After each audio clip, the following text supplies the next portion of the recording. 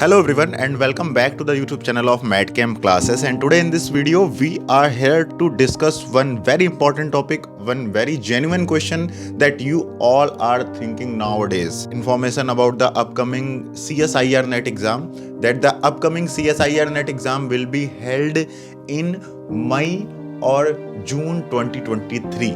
And the December 2022 exam and June 2023 exam are going to be a combined exam. So it means there will be no separate December 2022 exam. The interpretation of the CSIR NET December 2022 exam in April is now no more.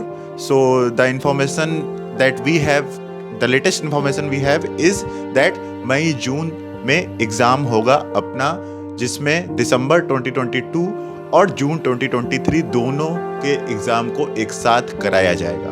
तो जो सबसे बड़ा सवाल हम सबके मन में है इस समय वो ये है कि क्या नंबर ऑफ सीट्स बढ़ेंगी क्या इस एग्जाम में, क्या नंबर ऑफ JRF सीट्स और नंबर ऑफ LS सीट्स इस एग्जाम में बढ़ेंगी, क्या हमारे पास नंबर ऑफ, क्योंकि बहुत सारी चीज़ों को आज हम इस वीडियो में डिस्कस करने वाले हैं, तो आपके समय का सिर्फ मैं 5 मिनट लूंगा आज, और इस 5 मिनट में आप आज थोड़ा दिमाग से क्लियर हो जाओगे क्या हो सकता है क्या नहीं हो सकता है। सबसे पहले बात करते हैं जून 2021 एग्जाम में क्या हुआ है इससे पहले, जून 2022 एग्जाम में क्या हुआ है इससे पहले, और उसके बाद दिसंबर 2022 एग्जाम में क्या होना चाहिए था, और क्या हम इंटरप्रिटेशन लगा सकते हैं, क्या हम अनुमान लगा सकते हैं कि जो कंबाइंड साइकिल का ये एग्ज़ाम होने वाला है इसमें सीट्स कैसी होंगी, ये एग्ज़ाम हमारे लिए सही है कि गलत है, क्या हमें कंबाइंड एग्ज़ाम हमारे साथ होना चाहिए था या फिर कंबाइंड एग्ज़ाम नहीं होना चाहिए था।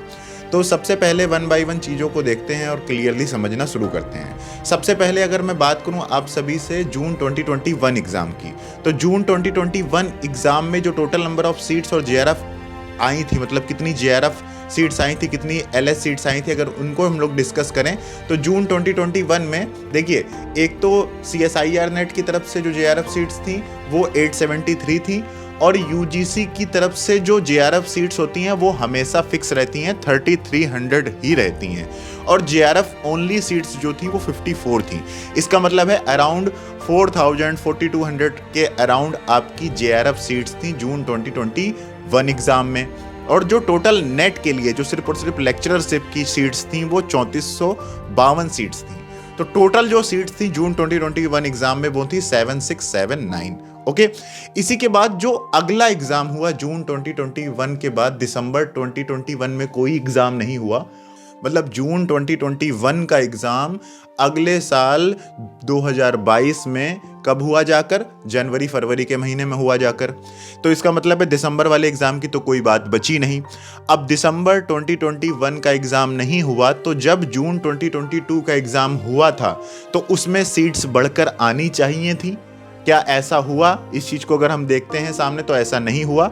जो UGC की तरफ से नेट की जो सीट्स थी वो 3300 ही थी, और इस बार फिर से जैसे कि पिछली बार तुम ये देख रहे हो कि 7679 सीट्स थी, जून 2022 में 8221 सीट्स हो गई, लगभग 400-500 सीट्स का ही फर्क पड़ा।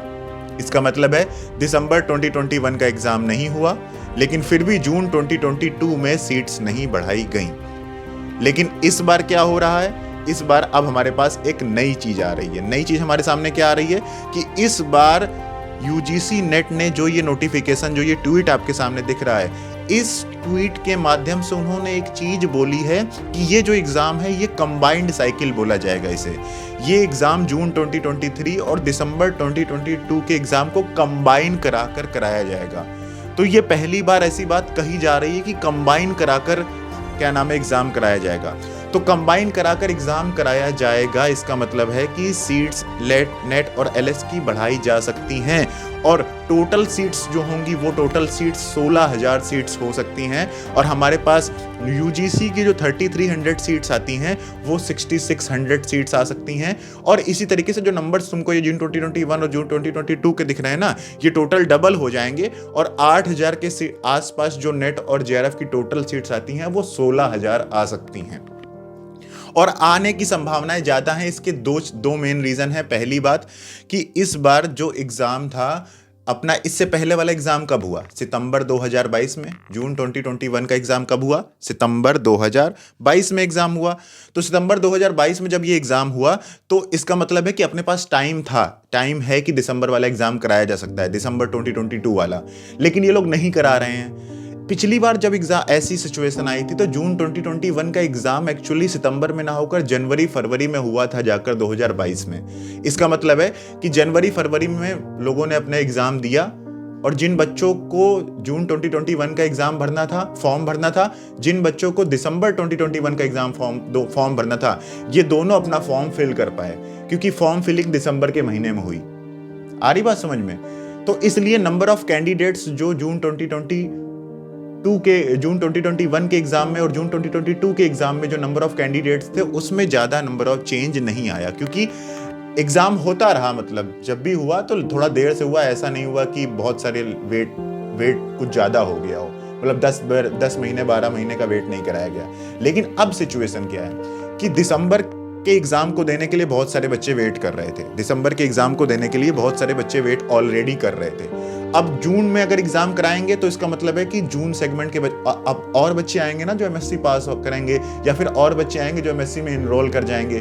तो दिसंबर में जो बच्चे अप्लाई करना चाहते थे और जून में जो अप्लाई करना चाहते थे, अब ये दोनों लोग मिलकर अप्लाई करेंगे तो नंबर ऑफ कैंडिडेट्स बढ़ जाएंगे। और नंबर ऑफ कैंडिडेट्स अगर बढ़े तो सीट्स बढ़ाई जाएंगी, अगर नंबर ऑफ कैंडिडेट्स नहीं बढ़ेंगे तो सीट्स नहीं बढ़ाई जाएंगी। आ रही बात समझ में? अब नंबर ऑफ कैंडिडेट्स की अगर मैंने आपके सामने बात करी है तो नंबर ऑफ कैंडिडेट्स की कहानी भी तुम अपनी स्क्रीन पे सामने देख लो। ये नोटिस तुम्हारे सामने आई थी किसकी? 28 अक्टूबर 2022 को प्रेस रिलीज किया था। किसने? एनटीए ने किया था। और उसमें इसने ये बताया, कुछ डाटा उसको जरा एक बार देखते हैं। उसने बताया कि कैंडिडेट एडमिटेड या फिर अपीयर्ड एज फॉलोज लिखकर आ रहा है। कह रहा है कि जो earth science, atmospheric science, planetary science और इन सब साइंस के जो स्टूडेंट्स हैं उसमें 8105 स्टूडेंट्स ने अप्लाई किया, लेकिन 5000 बच्चे, लगभग 5500 स्टूडेंट्स ने अपीयर किया। फिजिकल साइंस में 37,000 ने अप्लाई किया, 26,000 अपीयर हुए। मैथमेटिकल साइंस में 42,000 ने अप्लाई किया। और हम लोग अपने चैनल को देख लेते हैं जिस पर हम लोगों के मेन कंटेंट आता है, केमिकल साइंस। केमिकल साइंस में अप्रॉक्स 50,000 स्टूडेंट्स ने अप्लाई किया और अप्रॉक्स 36,000 स्टूडेंट्स अपीयर हुए। ये किस एग्जाम की बात कर रहा हूँ मैं आपसे? ये बात कर रहा हूँ जून 2022 के एग्जाम की। अगर मैंने गलत पीडीएफ ना खोली हो तो हाँ, जून 2022 के एग्जाम में ये समझ लीजिए कि 50,000 बच्चों ने अप्लाई किया और 36,000 बच्चों ने एग्जाम दिया। अब इसको अगर आप कैटेगरी वाइज कर दोगे तो कैटेगरी वाइज भी आपके सामने स्क्रीन पर लिख के आ रहा है कि उससे हमारा जो ज़्यादा कोई खास मतलब नहीं कि 16,000 कैटेगरी जो थी वो कौन सी थी? जनरल थी। इसके बाद EWS जो थे 3200 थे और इसके बाद OBC जो थे 19,000 थे। इस तरीके से कैटेगरी वाइज था। अब इसके बाद मेल फीमेल भी एक जो भी है करना चाहो हम लोग कर सकते हैं। कुल मिलाकर बात क्या है कि जून 2022 के एग्ज़ाम में, क्योंकि उससे पहले वाला एग्जाम 2022 के जनवरी में हुआ था और सबको इंतजार जून 2022 के एग्जाम का था। सारे बच्चे जून 2022 के एग्जाम का इंतजार कर रहे थे और पिछले 6 महीने से एग्जाम नहीं हुआ था। 6 महीने के टाइम पर एग्जाम कराया गया और 50,000 बच्चों ने अप्लाई किया, 36,000 ने अपीयर हुए और इस हिसाब से एग्जाम कराया गया। अब अगर क्या कहते हैं 1 लाख बच्चे अप्लाई करते हैं अपने कंबाइंड साइकिल के लिए, टोटल नेट JRF के लिए टोटल अगर 1 लाख बच्चे अप्लाई करते हैं, इसमें केमिकल साइंस की बात कर रहा हूं मैं, ठीक है? बाकी तो फिर बहुत बड़े नंबर हो जाएंगे। मैं सिर्फ केमिकल साइंस की बात कर रहा हूं कि अगर सिर्फ और सिर्फ देखो यहाँ पर स्क्रीन में, अगर सिर्फ और सिर्फ 49,000 स्टूडेंट अप्लाई करें, मतलब 50,000 स्टूडेंट ने अप्लाई किया था तो सीट्स कुछ हिसाब से थी। अगर ये सारे नंबर अगर सबको देख लेते हैं, टोटल 2,21,000 बच्चों ने अप्लाई किया और 1,62,000 ने अपीयर किया। 1,62,000 अपीयर करने पर 8,000 सीट्स लगभग आती हैं। तो अगर 3 लाख बच्चे अप्लाई करेंगे तो सीट्स बढ़ेंगी और नहीं करेंगे तो सीट्स नहीं बढ़ेंगी। अब अंतिम में ये बात कर लेते हैं कि ये हमारे लिए सही है या नहीं। क्या ये चीज़ हमारे लिए सही है या नहीं? क्या एग्ज़ाम होना सही है या नहीं? तो देखिए, ये तो एक पर्सनल पॉइंट ऑफ व्यू है, एक पर्सनल आपका थॉट है कि आप इसे सही माने या गलत माने। मेनली जो थोड़ा सा हमें भी दुख हो रहा है कि दिसंबर में जब एग्ज़ाम कराने का टाइम था तो एग्ज़ाम कराया जाना चाहिए था। जनवरी और फरवरी के महीने में एग्ज़ाम को करा देना चाहिए था और उसके बाद जून में फिर से एग्ज़ाम को कराना चाहिए था, क्योंकि टाइम था। सितंबर में एग्ज़ाम हुआ था, सितंबर के बाद अक्टूबर, नवंबर, दिसंबर, जनवरी, तो दिसंबर के बाद नोटिफिकेशन को रिलीज़ करना चाहिए था। इससे पहले 2020 में नोटिफिकेशन भी आई थी कि 2021 में 3 बार एग्ज़ाम कराएंगे, लेकिन 3 बार एग्ज़ाम नहीं कराया गया, एक ही एग्ज़ाम हुआ, उसके बाद अगला एग्ज़ाम भी नहीं कराया गया।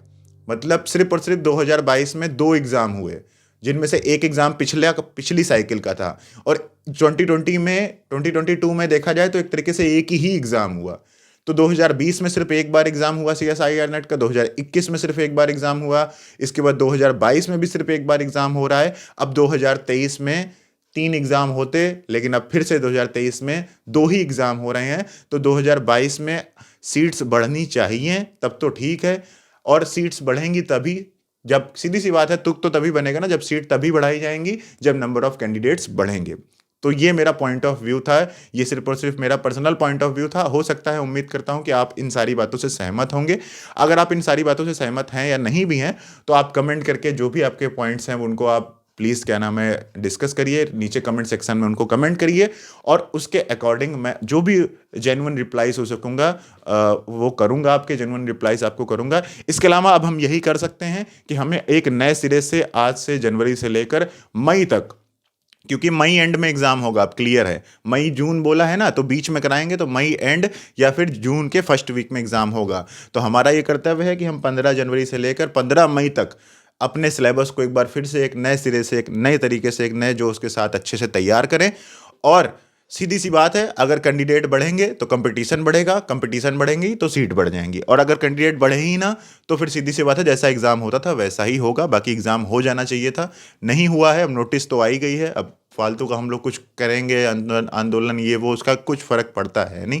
ठीक है, बाकी आप लोग कमेंट करके बताइए, जैसा आप लोग कहेंगे ठीक है वैसा ही हम लोग आगे के एक्शंस लेंगे। ठीक है, सो उम्मीद करता हूँ आपको ये सारी की बातें समझ में आई होंगी, जेन्युइन लगी होंगी। अगर लगी हो तो वीडियो को एक लाइक करना, चैनल को सब्सक्राइब करना, और नई लाइव क्लासेस मैडकेम क्लासेस के यूट्यूब चैनल पर जल्द ही स्टार्ट होने वाली हैं, उसके लिए मैडकेम क्लासेस के यूट्यूब चैनल के साथ जुड़े रहिए। Thank you so much guys for watching this video. Bye bye.